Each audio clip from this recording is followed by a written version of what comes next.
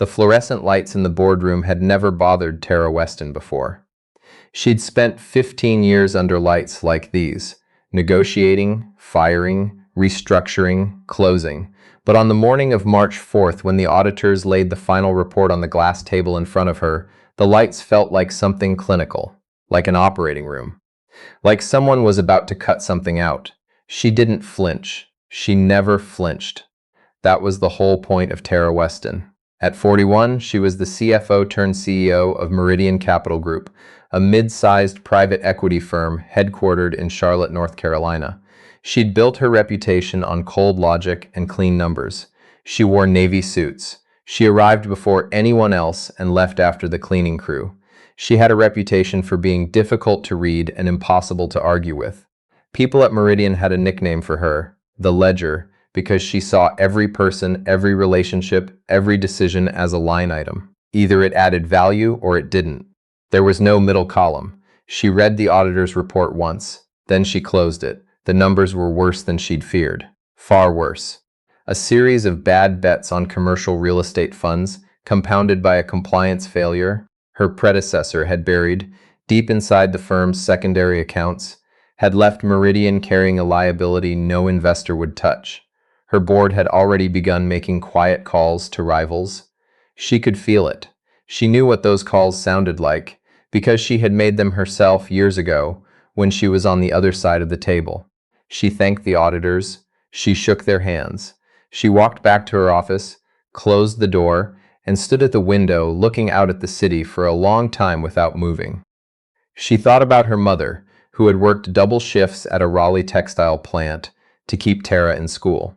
She thought about the speech she'd given at her own appointment ceremony, the one where she'd said, with full conviction, that Meridian was going to be different under her leadership. She thought about what that word, different, was worth now. Then she thought about Callum.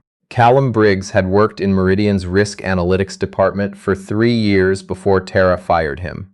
He wasn't flashy. He didn't network. He brought lunch from home in a blue insulated bag every single day, usually a sandwich and an apple, and he ate at his desk while reviewing compliance data with the kind of quiet focus that made people either admire him or forget he was there. Most of Tara's senior leadership team fell into the second category. He was 37. He lived in a small house in Belmont, about 20 minutes outside Charlotte, with his 7-year-old daughter, Wren. Her mother had left when Wren was 2, not dramatically, not cruelly, just honestly. She'd said she wasn't built for it. For what? Callum had asked. For this, she'd said, gesturing at the house, the baby, the whole ordinary weight of it. He hadn't blamed her. He'd just stayed. Wren was the kind of kid who collected facts about animals the way other kids collected toys. She knew that a group of flamingos was called a flamboyance. She knew that octopuses had 3 hearts. She told these facts to strangers at the grocery store with total seriousness, and most people, once they got over the surprise, loved her immediately. Callum coached her soccer team on Saturday mornings. He was not a naturally athletic man. He'd been a math major, but he'd watched enough YouTube tutorials that the kids thought he knew what he was doing, and that was close enough. The day everything changed at Meridian started on a Thursday in October. Wren had developed a fever that spiked overnight. By 4 in the morning, it was 103.4. By 6, she was vomiting, and her lymph nodes were swollen in a way that scared him. He called her pediatrician, who told him to bring her to the ER immediately. He called his neighbor, Mrs. Falk, who usually watched Wren in emergencies, but Mrs. Falk was visiting her sister in Asheville. He had no one else. He texted his manager, left a voicemail, and sent an email marked urgent before driving Wren to Atrium Health with one hand on the wheel and one hand holding hers across the center console. That morning, Tara was scheduled to present to a group of institutional investors. It was the largest single pitch Meridian had scheduled in 4 years. She had assigned Callum to prepare a live risk dashboard, a real-time data visualization that would run on a secondary screen during the presentation and show investors that Meridian Ann's analytic infrastructure, It was his work, his system. No one else on the team fully understood how it ran. He wasn't there. The presentation ran without the dashboard. One of the investors asked specifically about real-time analytics capability. Tara answered smoothly. She always answered smoothly, but she saw the way the room shifted. She knew she'd lost something in that moment. Something she couldn't get back just by talking. When Callum appeared the next morning and explained what had happened, Tara listened with her arms crossed and her face completely still. Ren was fine, he said. High fever, viral infection, home resting. He apologized. He explained that he had no backup childcare and no family in the state. He said it quietly, without making it a plea. She heard the words. She processed them. And then she made a decision the way she always made decisions, by looking at the numbers. A missed presentation, a gap in deliverables, a pattern she couldn't afford. I need people I can count on, she said, unconditionally. She handed him the letter that afternoon. He took it without saying anything. He gathered his blue lunch bag and his desk plant, a small succulent he'd named Gerald, and he left. He did not look back. She watched him from behind the glass wall of her office, and she felt nothing because she had trained herself to feel nothing, and she was very good at it. 6 months later, Meridian Capital Group was finished. The compliance failure became public when a former board member, cornered by a securities investigation, began cooperating with regulators. Within 10 days, 3 of Meridian's largest investors had formally withdrawn. Within 3 weeks, the board had voted to place the firm in voluntary wind-down. Tara was asked to step down with a severance package that covered 18 months of salary, less than she would have gotten a year ago, more than she probably deserved, she thought, on her better days. The thing about being known as the Ledger was that people expected you to be fine. She was too precise to fall apart, too organized, too controlled. She wasn't fine. She moved out of her uptown apartment, the one on the 14th floor, with the view she'd never actually sat and looked at, because she was always working, and rented a 1-bedroom in a neighborhood she'd driven through but never stopped in. The grocery store was closer. The parking was easier. The neighbors kept to themselves mostly.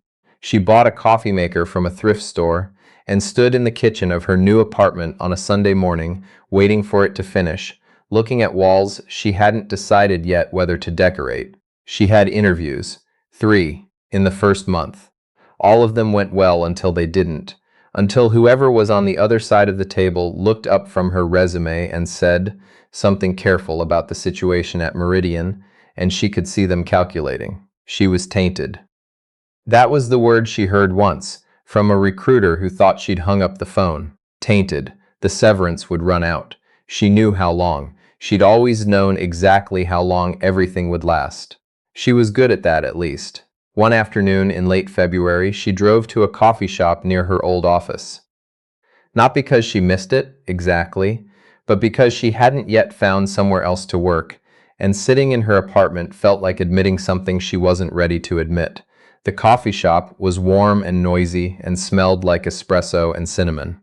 She found a table near the window and opened her laptop and tried to work on a consulting pitch she'd been drafting for 2 weeks. She'd rewritten the opening paragraph 11 times. She knew this because she'd been keeping track. She was staring at the 12th attempt when someone said her name. She looked up. Callum Briggs was standing 2 tables away, holding a cup of coffee and looking at her with an expression she couldn't immediately classify. Not angry, not satisfied. Something quieter and harder to name. Ren was beside him, wearing a yellow raincoat and holding a library book with a narwhal on the cover. She looked at Tara the way 7-year-olds look at strangers, with complete unfiltered assessment. "Callum," Tara said. He nodded. "Miss Weston." There was a pause that lasted long enough to mean something. "I heard about Meridian," he said finally. "I'm sorry."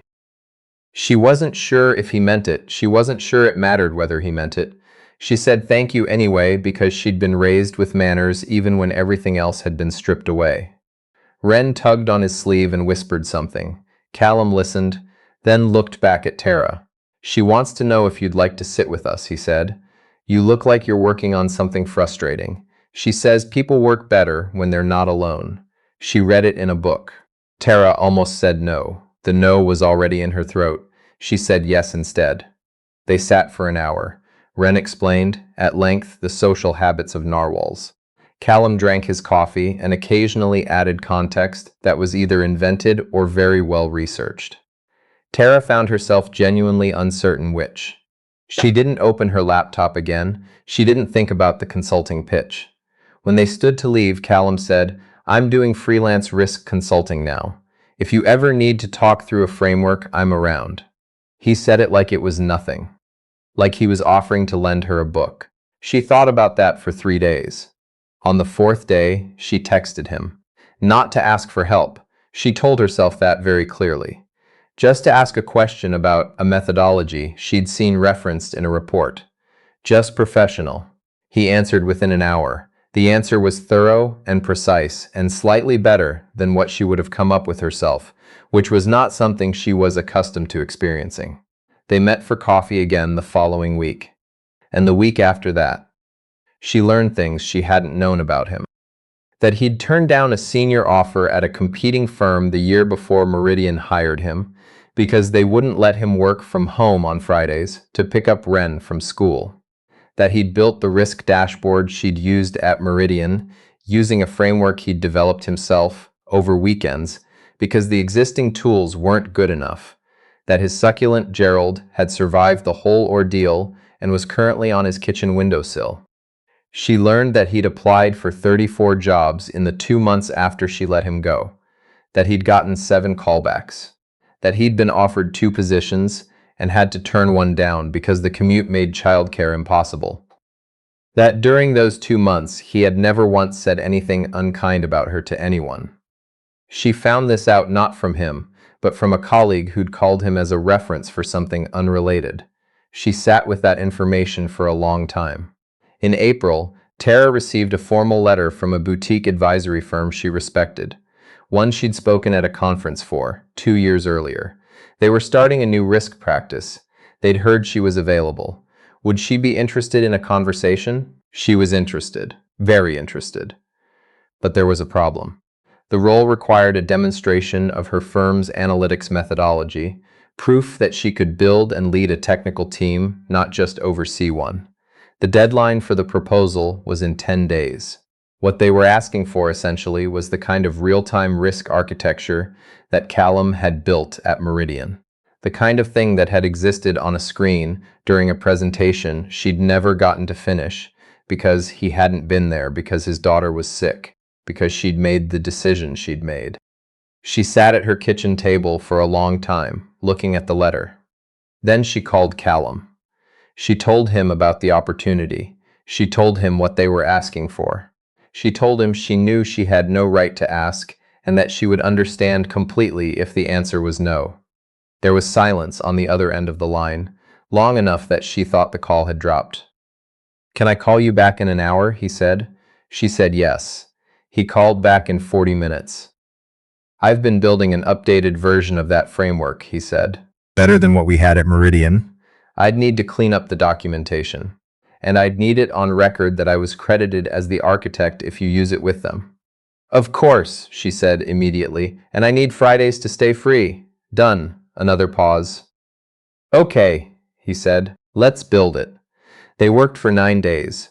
Callum came to her apartment in the mornings with his laptop and Gerald the succulent, which he'd started bringing along because he said Gerald helped him think. Tara stopped finding this strange around day 3. She made coffee. He set up his system. Ren was in school, so the mornings were quiet and focused and efficient in a way Tara hadn't felt in months. She learned how to be in a room with someone who was better than her at certain things and not treat it as a loss. This was not easy. It took most of the 9 days. On the evening before the presentation, they sat at her kitchen table with the finished proposal between them. It was good. She knew it was good. "Why did you say yes?" she asked. He thought about it for a moment. Not like he didn't know the answer, more like he was deciding whether to say it out loud. "Because Ren asked me what kind of person I wanted to be," he said. "When I told her what happened at Meridian, she asked me that. She's 7. She's 7 and she's right about most things." Tara looked at the table. "I made the wrong call," she said. "When I let you go, I knew your numbers. I knew what you were worth. I made the wrong call anyway." He didn't say it was fine, which she appreciated. He didn't say he'd already forgiven her, or that it didn't matter, because it had mattered. She'd cost him 2 months of uncertainty and 34 job applications, and a lot of Friday nights recalculating a budget that shouldn't have needed recalculating. "I know," he said simply. "I'm sorry, Callum." He nodded once. "I know that too. The presentation went well. Better than well." The firm's founding partner pulled her aside afterward and said she'd brought in something he hadn't seen from a candidate in several years. A genuine methodology, not just a pitch.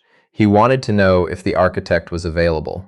She said yes. She gave them his name and contact before she even walked out of the building. Callum was offered a consulting contract 2 weeks later. She made sure his rate was set correctly. She'd spent enough of her career watching the people who built things get paid less than the people who sold them. She didn't get everything back. Her reputation took time. Her network, which had seemed so solid and so wide, turned out to have edges she hadn't known about. People who'd seemed like allies who quietly redirected calls to someone safer. That stung. It stung more than she expected, and she sat with it instead of pushing it away, which was new. But some things were rebuilt. Slowly and correctly, which was different from the way she'd built them the first time. In September, Tara ran into a former board member at a restaurant in Uptown Charlotte. He was with clients. He saw her and nodded, and she nodded back, and that was all. Once, that man had been on a call where she'd heard her own name described as a liability. She'd recognized his voice. She thought about walking over. She thought about saying something precise and final. She thought about Callum sitting at her kitchen table saying, "I know," in a voice that contained no performance of any kind. She ordered her dinner and let it go. The following Saturday morning, she went to Ren's soccer game in Belmont. Not because she'd been officially invited, though she had been. Ren had told her the game was at 9. With the same serious directness she used to discuss narwhals. Tara went because she wanted to be somewhere that had nothing to do with leverage or positioning or what something was worth. She stood on the sideline in a sweatshirt she'd bought at a drugstore and drank coffee from a paper cup and watched Callum, who was clearly no natural athlete, who'd learned everything he knew about soccer from YouTube, coach 8 second graders with more patience than she'd ever had for anything in her life. Ren scored a goal. She ran to her father first, and then she ran to Tara, which Tara hadn't expected. She had no prepared response for it. She caught the girl anyway, and the coffee cup tipped, and it didn't matter at all. She'd spent 15 years measuring everything she touched, what it cost, what it returned, what column it belonged in. She stood on a muddy soccer field on a Saturday morning and understood for the first time that some things just don't belong in any column. That some people help you because of who they've decided to be, not because of who you are or what you've earned. That the math she'd used her whole life was accurate, but it wasn't complete. That there was a whole ledger she'd never opened.